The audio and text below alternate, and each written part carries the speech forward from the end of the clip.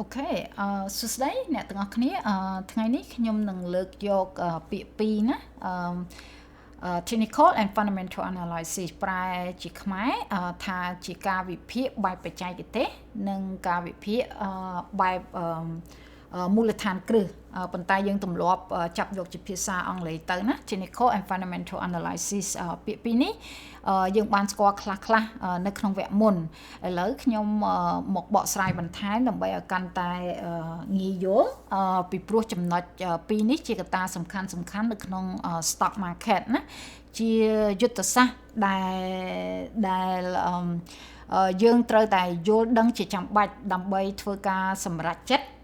ដោយមានប្រសិទ្ធភាពនិយាយឲ្យងាយយល់ផ្លូវដើរនៅក្នុង stock market ដូចដើរនៅក្នុងព្រៃអញ្ចឹងដែលខ្ញុំចាត់ទុកថា technical and fundamental analysis ទាំងពីរនេះជាត្រីនិស្ស័យដើម្បីចង្អុលបង្ហាញទិសដៅខ្ញុំជឿថាអ្នកដែលគាត់ទើបតែចាប់ផ្ដើមឬមានបទពិសោធន៍តិចតែងតែឆ្ងល់ហើយថាតើ stock ក្រុមហ៊ុនមួយណាល្អតើគួរចាប់ផ្ដើមទិញពេលណាលក់ពេលណាដើម្បីឆ្លើយសំណួរទាំងនេះឲ្យបានងាយយើងត្រូវតែចេះ technical and fundamental analysis ណាអូខេមុននឹងចាប់ផ្ដើមខ្ញុំចង់ quick review ទៅលើពាក្យទាំងពីរណាដើម្បី refresh our memory technical analysis នេះជាយុទ្ធសាស្ត្រដោយផ្អែកទៅលើការវិភាគលើនានាការតម្លៃនិយាយខ្មែរឲ្យយល់គឺហាងឆេងតម្លៃបូកផ្សំទៅនឹងលំនាំគំរូបរិមាណទិន្នន័យហើយនឹងទិន្នន័យទីផ្សារដែលទូទាយតម្លៃផ្លាស់ប្ដូរដើម្បីទូទាយតម្លៃផ្លាស់ប្ដូរឡើងចុះណានាពេលអនាគតក្នុងការទាញយកប្រាក់ចំណេញដល់ fundamental analysis នេះវាជាយុទ្ធសាស្ត្រដោយផ្អែកទៅលើការវិភាគលើកំណត់ត្រាហិរញ្ញវត្ថុរបស់ក្រុមហ៊ុននោះនានាការឧស្សាហកម្មនិងទស្សនៈវិស័យសេដ្ឋកិច្ចដើម្បីវាតម្លៃលើសក្តានុពលក្នុងការវិនិយោគតើស្អីតើទាំងអស់ហ្នឹងហើយវាធ្វើឲ្យយុទ្ធសាស្ត្រទាំងពីរហ្នឹងមានភាពខុសគ្នាយ៉ាងម៉េចអូខេឥឡូវខ្ញុំលើកយកកត្តាមួយចំនួនមកបកស្រាយហើយយើងមកដាក់ផ្ទឹមគ្នាដើម្បីធ្វើការប្រៀបធៀបណាក្នុងចំណុចនេះខ្ញុំចង់បញ្ជាក់ថាយើងនឹងជួបនៅ terminology ពាក្យបច្ចេកទេសមួយចំនួន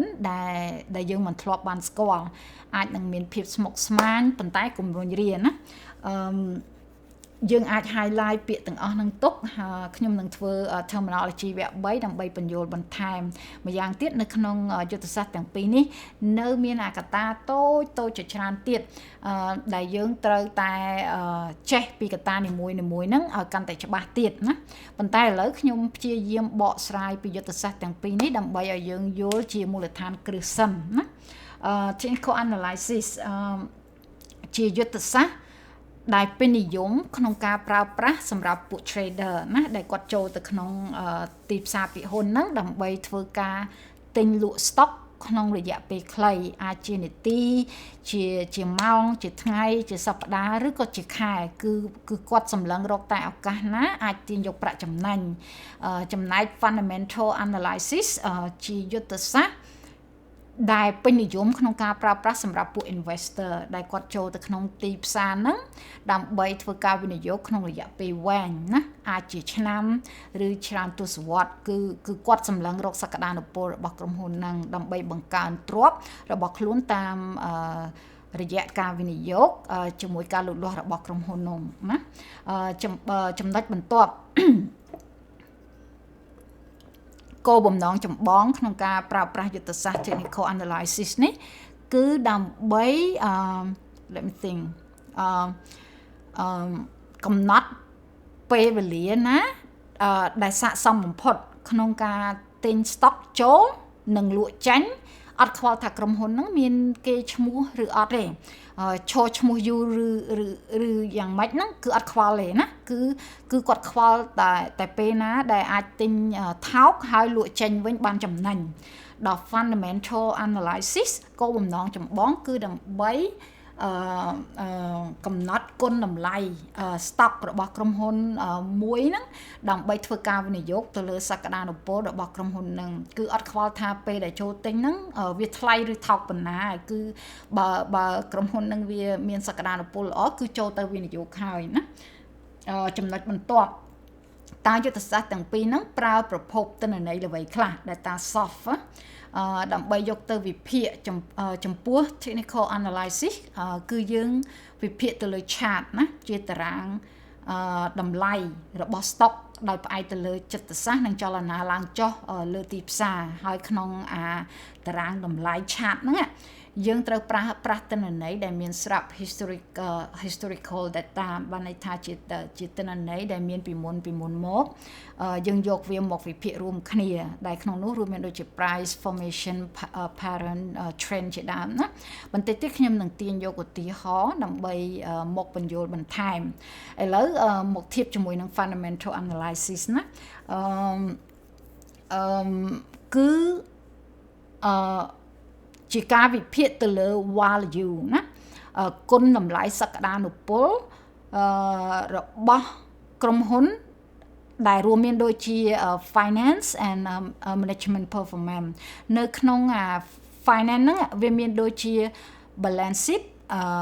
profit and loss statement cash flow statement ជាដើមឯ management performance សំដៅទៅលើប្រតិបត្តិការរបស់ក្រុមហ៊ុនហ្នឹងក្នុងការគ្រប់គ្រងមានលទ្ធភាពខ្លាំងប៉ុណ្ណាមានបទពិសោធន៍ប៉ុណ្ណា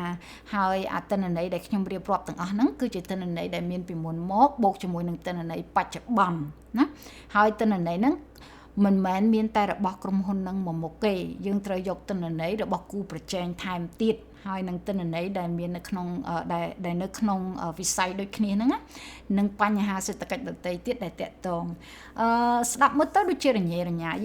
ពិបាកក្នុងការយល់ប៉ុន្តែតិចទៀតខ្ញុំនឹងទាញឧទាហរណ៍ដើម្បីឲ្យយើងងាយយល់ជាងនេះឥឡូវមកស្គាល់នឹង indicator សិនណាដើម្បីឲ្យកាន់តែមានភាពងាយស្រួលបន្ទាប់ពី data soft ប្រភពទិន្នន័យដែលខ្ញុំបានរៀបរាប់ខាងលើប៉ុន្មានហ្នឹងតើយើងប្រើ indicator ឧបករណ៍ល្បីដែលយកទៅបកស្រាយទិន្នន័យទាំងនោះមកប្រើក្នុងយុទ្ធសាស្ត្រ analyzing ទាំងពីរហ្នឹងចំពោះ technical analysis យើងអាចប្រើ indicator ឧបករណ៍ដែលយកទៅបកស្រាយទិន្នន័យហ្នឹងផ្អែកទៅលើកត្តាស្ថិតិណាដូចជា candlestick price volume EMA MA MACD RSI ជាដើមណា keyword ទាំងនេះអត់មានជាភាសាខ្មែរទេអញ្ចឹង highlight ទុកទៅចាំខ្ញុំបញ្យល់បន្ថែមនៅក្នុង terminology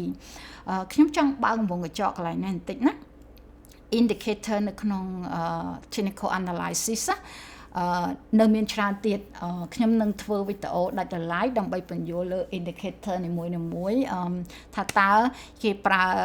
របៀបម៉េច set up របៀបម៉េចហើយយកវាមកបកស្រាយដោយរបៀបណាណាចំណែក fundamental analysis យើងអាចប្រើ indicator ឧបករណ៍ដែលយកទៅបកស្រាយទិន្នន័យហ្នឹងផ្អែកទៅលើកត្តាធំពីរ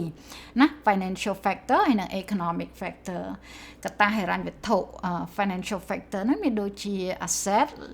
liability earning expense PE ratio PB ratio debt equity ratio etc ណា highlight ពាក្យទាំងអស់នេះទៅeconomic factor មានដូចជា rate ណានៅក្នុង rate ហ្នឹងវាមានដូចជា interest tax exchange rate ជាដើមណា inflation law policy labor supply and demand wage government activity recession លក្ខទាំងអស់នេះសុទ្ធតែជា terminology អញ្ចឹង highlight ពាក្យទាំងអស់នេះទុកទៅអូខេអញ្ចឹង data source និង indicator ដែលខ្ញុំបានលើកយកមកនិយាយទាំងប្រមាណហ្នឹងវាជួយ signal interpretation ណាផ្ដល់ជាសញ្ញាក្នុងការបកស្រាយដោយរបៀបណាចំពោះ technical analysis ហ្នឹងវាជួយផ្ដល់ជាសញ្ញាដល់ពួក trader ហ្នឹងក្នុងការទិញ stock ក្នុងតម្លៃ support level ណាហើយលក់ចេញវិញនៅក្នុង resistance level ដើម្បីទាញយកប្រាក់ចំណេញក្នុងរយៈពេលខ្លីចំណែក fundamental analysis វាអាចជួយផ្ដល់ជាសញ្ញា signal ដល់ investor ហ្នឹងក្នុងការទិញ stock ក្នុងតម្លៃចុះថោក under value ហើយលក់ចេញវិញក្នុងតម្លៃ under value ដើម្បីបង្កើនទ្រព្យរបស់ខ្លួនហ្នឹងតាមរយៈការវិនិយោគក្នុងរយៈពេលយូរប្រយ័ត្នច្រឡំគ្នាជាមួយនឹង support level resistance level under value and over value យើងអាចបកទៅមើលវីដេអូ terminology វគ្គ 1 និងវគ្គ 2 ទៅដែលខ្ញុំបានបញ្យល់ពាក្យទាំងនោះណាជាតម្លៃល្បីខ្លះឥឡូវយើង ចូលមកឧទាហរណ៍ណាចំពោះយុទ្ធសាស្ត្រទាំងពីរនេះណាឧទាហរណ៍ឥឡូវខ្ញុំលើកយកឧទាហរណ៍ក្រុមហ៊ុន Tesla ចុះណាបើសិនជាខ្ញុំចូលទៅ trade ដើម្បីទាញយកប្រាក់ចំណេញពី stock ក្រុមហ៊ុន Tesla ហ្នឹងខ្ញុំប្រើវិធីសាស្ត្រtechnical analysis ដោយទាញយក data source មកពី chart ដែលខ្ញុំនិយាយមុនហ្នឹងអានេះហើយដែលគេហៅថា chart ណាជាតារាងតម្លៃខ្ញុំអាចទាញយកតម្លៃណាពីម៉ោងមុនពីម្សិលមិញពីអាទិត្យមុនពីខែមុនណាយកវាមកវិភាគជាមួយនឹង indicator នៅចាំបានទេមុនហ្នឹងដែលខ្ញុំបាននិយាយមានអ្វីខ្លះដូចជា candlestick ណា EMA and VWAP MACD RSI volume អីជាដើមណាខ្ញុំរាយនាមដាក់ចង្អុលបង្ហាញ indicator មួយហ្នឹងដើម្បីឲ្យយើងបានឃើញថាវាហ្នឹងនៅត្រង់កន្លែងណារូបរាងរបៀបម៉េចហើយខ្ញុំនឹងចេញវីដេអូដាច់ដោយឡែកដើម្បីបញ្យល់ពី indicator មួយហ្នឹងថាតើគេមើលរបៀបម៉េចប្រើប្រាស់បកស្រាយដោយរបៀបណាទាំងប៉ុន្មានដែលខ្ញុំបានរៀបរាប់ហ្នឹងគឺអាចឲ្យខ្ញុំប្រើប្រាស់ដើម្បីទូទាយដឹងពីតម្លៃរបស់ stock របស់ក្រុមហ៊ុន Tesla ហ្នឹងអាចឡើងចុះប៉ុន្មាននៅក្នុងរយៈពេល10នាទីក្រោយ1ម៉ោងក្រោយឬថ្ងៃស្អែកឬអាទិត្យក្រោយខ្ញុំចង់បើកវងកញ្ចក់កន្លែងនេះបន្តិចណាមិនមែនមានន័យថាឲ្យតែចេះមើលខាង chart តារាងតម្លៃនិង indicator ហ្នឹងសុទ្ធតែទស្សន៍ទាយត្រូវទាំងអស់ទេតែយើងអាចប្រើវាជាគោលដើម្បីធ្វើការទស្សន៍ទាយតម្លៃក្នុងការ trade ឥឡូវងាកមកឧទាហរណ៍បើសិនជាខ្ញុំចូលទៅ invest stock ក្រុមហ៊ុន Tesla ហ្នឹងវិញណាខ្ញុំប្រើយុទ្ធសាស្ត្រfundamental analysis ដោយខ្ញុំត្រូវការសិក្សា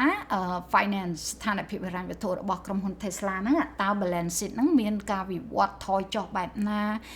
មានឯកសារផ្នែកហិរញ្ញវត្ថុជាច្រើនទៀតដែលត្រូវដឹងខ្ញុំលើកយកតែមួយមកនិយាយណាបន្ទាប់មកខ្ញុំត្រូវស្វែងយល់ពី management team តើពួកគាត់ហ្នឹងមានប្រវត្តិជោគជ័យនិងសមត្ថភាពក្នុងការគ្រប់គ្រងបែបណាហើយខ្ញុំក៏ត្រូវតែដឹងពីក្រុមហ៊ុន Tesla ហ្នឹងមានក្រុមហ៊ុនណាដែលជាគូប្រជែងតើដៃគូប្រជែងហ្នឹងមានការវិវត្តខ្លាំងជាងឬអន់ថយឬក៏មានបង្កើតនៅផលិតផលថ្មីដែលអាចជះឥទ្ធិពលដល់ក្រុមហ៊ុននឹង Tesla នឹងអត់ណាក៏ដូចជាវិស័យផ្សេងទៀតដែលពាក់ព័ន្ធទៅនឹងក្រុមហ៊ុន Tesla ពាក់ព័ន្ធយ៉ាងម៉េចដូចជាក្រុមហ៊ុន Tesla ហ្នឹងត្រូវការ chip ដើម្បីផលិតឡានបើសិនជាក្នុងករណីណាមួយដែលមានផលប៉ះពាល់ដល់ក្រុមហ៊ុន chip ហ្នឹងអញ្ចឹងក៏វាអាចជះឥទ្ធិពលដល់ក្រុមហ៊ុន Tesla ដែរទោះអាក្រុមហ៊ុន chip ហ្នឹងមិនមែនជាគូប្រជែងក៏ដោយប៉ុន្តែវានៅក្នុងវិស័យដែលពាក់ព័ន្ធណាហើយបន្ថែមលើទាំងអស់ហ្នឹងយើងត្រូវតែដឹងពីសេដ្ឋកិច្ចទាំងមូលណាដូចជារដ្ឋាភិបាលដំឡើងពន្ធអត្រាការប្រាក់ឬក៏មានសង្គ្រាមពាណិជ្ជកម្មជាមួយនឹងប្រទេសដទៃដែលអាចសុទ្ធតែជះឥទ្ធិពលដល់ក្រុមហ៊ុន Tesla ទាំងអស់ដែលខ្ញុំបាននិយាយប្រហែលហ្នឹងនៅមានចំណុចជាច្រើនទៀតនៅក្នុងកត្តានីមួយតែខ្ញុំលើកយកតែចំណុចតូចមួយមកនិយាយដើម្បីឲ្យងាយយល់យើងត្រូវប្រមូលទិន្នន័យទាំងអស់ហ្នឹងយកមកវិភាគពិនិត្យពិច័យដើម្បីពិចារណាលើសក្តានុពលមុននឹងធ្វើការ invest ក្នុងរយៈពេលយូរដោយមានប្រសិទ្ធភាពខ្ញុំនឹងចេញវីដេអូមួយទៀតដើម្បីនិយាយពីចំណុចទាំងអស់ហ្នឹងថាតើយើងទាញយកព័ត៌មានហ្នឹងពីកន្លែងណាមកណាហើយយកវាទៅប្រើប្រាស់បកស្រាយដោយរបៀបណាឥឡូវបន្ទាប់ពីយើងបានដឹងខ្លះហើយតើវិធីសាស្ត្រទាំងពីរហ្នឹងមួយណាល្អជាងចំពោះខ្ញុំគ្មានចម្លើយណាដែលអាចត្រូវទៅនឹងមនុស្សម្នាក់បានទេវិធីសាស្ត្រទាំងពីរមានភាពខ្លាំងដោយឡែកពីគ្នាណាក្នុងការផ្ដល់នូវទិន្នន័យជាច្រើនដើម្បីយកមកប្រើប្រាស់ប្រតិបត្តិការលើទីផ្សារភាគហ៊ុនវាអាស្រ័យទៅលើគោលដៅ trading style របស់អ្នកណាrisk tolerance ការទទួលយកហានិភ័យរបស់អ្នកហ្នឹងកម្រិតណាប្រសិនបើអ្នកជា trader ណាជា co-analysis អាចជាជំរើសល្អបំផុតរបស់អ្នកព្រោះតម្លៃក្នុងទីផ្សារឡើងចុះរហ័ស អញ្ចឹងយើងត្រូវការទាញយកទិន្នន័យព័ត៌មានហ្នឹងមកប្រើប្រាស់ឲ្យទាន់ពេលវេលាប៉ុន្តែបើសិនជាយើងចង់ trade ឲ្យមានភាពជោគជ័យច្រើនយើងអាចប្រើយុទ្ធសាស្ត្រទាំងពីរហ្នឹងរួមបញ្ចូលគ្នាឧទាហរណ៍ពេលដែលខ្ញុំចូល trade ក្នុងរយៈពេលខ្លីខ្ញុំប្រើ technical analysis ដើម្បីដឹងថាពេលណាជាឱកាសល្អក្នុងការទិញហើយលក់ចេញវិញហើយខ្ញុំប្រើយុទ្ធសាស្ត្រ fundamental analysis ហ្នឹងរួមគ្នាដើម្បីជ្រើសរើស stock ក្រុមហ៊ុនណាដែលល្អក្នុងការ trade ព្រោះបើ stock ក្រុមហ៊ុនហ្នឹងអត់ល្អទោះបីយើងចូល trade ក្នុងរយៈពេលខ្លីក៏យើងមិនអាចទាញយកប្រាក់ចំណេញបានដែរតម្លៃរបស់វាអាចគាំងរាប់ថ្ងៃរាប់អាទិត្យរាប់ខែអញ្ចឹងវាអាចខាត់ពេលវេលាយើងអញ្ចឹងយើងត្រូវការ stock ហ្នឹងវាមានភាពឡើងចុះនឹងដឹង direction ទៅផ្លូវណាដើម្បីជាឱកាសយើងទាញយកប្រាក់ចំណេញចំពោះអ្នកខ្លះ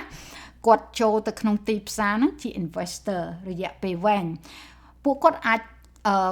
ពួកគាត់នឹងនិយមប្រើយុទ្ធសាស្ត្រ fundamental analysis ដើម្បីជ្រើសរើស stock ក្រុមហ៊ុនណាដែលមានតម្លៃសក្តានុពលខ្ពស់ក្នុងការវិនិយោគប៉ុន្តែ investor ហ្នឹងពួកគាត់ប្រើយុទ្ធសាស្ត្រទាំងពីរហ្នឹងរួមគ្នាបានណាដើម្បីឲ្យកាន់តែមានភាពជោគជ័យឧទាហរណ៍ខ្ញុំប្រើយុទ្ធសាស្ត្រ fundamental analysis ហ្នឹងដើម្បីវិភាគក្រុមហ៊ុន Apple ណាថាក្រុមហ៊ុន Apple ចឹងចោះក្នុងការវិនិយោគរយៈពេលវែងអញ្ចឹងបន្ទាប់ពីខ្ញុំធ្វើការវិភាគរួចហើយថា stock ហ្នឹងវាមានសក្តានុពលល្អខ្ញុំអត់ទាន់ចូលទៅ invest ទេខ្ញុំត្រូវប្រើ technical analysis បន្ថែមទៀតដើម្បីដឹងថាពេលវេលាណាគួរទិញ stock ហ្នឹងក្នុងតម្លៃថោកហើយបន្ទាប់ពីខ្ញុំទិញ stock ហ្នឹងសម្រាប់ការវិនិយោគរយៈពេលយូរហើយទោះបីជាខ្ញុំមិនខ្វល់ថាចង់លក់ពេលឆាប់ក៏ដោយប៉ុន្តែពេលដែលខ្ញុំចង់ទិញបន្ថែមទៀតដូចញាត់កូនជ្រូកអញ្ចឹងខ្ញុំអាចប្រើយុទ្ធសាស្ត្រ technical analysis ទៀតដើម្បីទិញថែមទៀតក្នុងតម្លៃថោកចំពោះអ្នកវិនិយោគដែលគាត់មានលុយរាប់កោតរាប់លានដុល្លារដូចលោក Warren Buffett គាត់មិនខ្វល់ទេចំពោះតម្លៃ stock ហ្នឹងវាថោកថ្លៃប៉ុណ្ណាឲ្យតែគាត់ដឹងថាក្រុមហ៊ុនហ្នឹងល្អគាត់ចូលទៅវិនិយោគហើយតែសម្រាប់យើងដែលជាអ្នកតូចយើងទិញរបស់អីទោះបីរបស់ហ្នឹងល្អក៏ដោយប៉ុន្តែយើងចង់បានតម្លៃដែលនៅក្នុងតម្លៃថោកសមរម្យអញ្ចឹងហើយបើចេះយុទ្ធសាស្ត្រទាំងពីរនេះប្រើទាំងពីរទៅគឺមិនខាតទេវាមានតែចំណេញប៉ុន្តែខ្ញុំចង់បញ្ជាក់ឲ្យច្បាស់ត្រង់កន្លែងនេះបន្តិចណាចាប់ឲ្យបានបើសិនជា trader ត្រូវតែប្រើយុទ្ធសាស្ត្រ technical analysis ហ្នឹង is a must ណាដើម្បី trading មិនអាចអត់បានទេយើងចង់ប្រើ fundamental analysis បន្ថែមទៀតឬអត់វាអត់សូវមានផលប៉ះពាល់ខ្លាំងទេហើយបើសិនជាយើងជា investor ណាត្រូវតែប្រើយុទ្ធសាស្ត្រ fundamental analysis is a must ណាជាដាច់ខាតដើម្បី investor មិនអាចអត់បានទេណាយើងអាចយើងអាចប្រើ technical analysis បន្ថែមទៀតឬអត់ that's okay ណាប៉ុន្តែត្រូវតែ fundamental analysis for investing ណាអូខេថ្ងៃនេះខ្ញុំមានតែប៉ុណ្្នឹងទេប៉ុន្តែមុននឹងបញ្ចប់ខ្ញុំមាន quiz សម្រាប់អ្នកទាំងអស់គ្នាធ្វើការ practice ណាមើលតើយើងអាចយល់បានកម្រិតណាអ្នកទាំងអស់គ្នាអាច post ផ្អាកវីដេអូត្រង់កន្លែងហ្នឹង កន្លែង quiz ហ្នឹងពី1 page ទៅ1 page ហើយ quiz ដល់ខ្លួនឯងណានេះគឺជាទំព័រទី1ហើយនេះគឺជាទំព័រទី2សង្ឃឹមថាអ្នកទាំងអស់គ្នាអាចឆ្លើយបានគ្រប់សំណួរបើសិនជាពុំទាន់យល់អាចបកមើលវីដេអូហ្នឹងសារចុះឡើងទៅហើយត្រឡប់មកធ្វើ quiz ហ្នឹងម្ដងទៀតអរគុណសម្រាប់ការចំណាយពេលវេលាក្នុងការទស្សនាទាញយកនៅចំណេះដឹងហើយខ្ញុំក៏ពេញចិត្តក្នុងការផ្ដល់ឲ្យជួបគ្នានៅពេលក្រោយណាអូខេ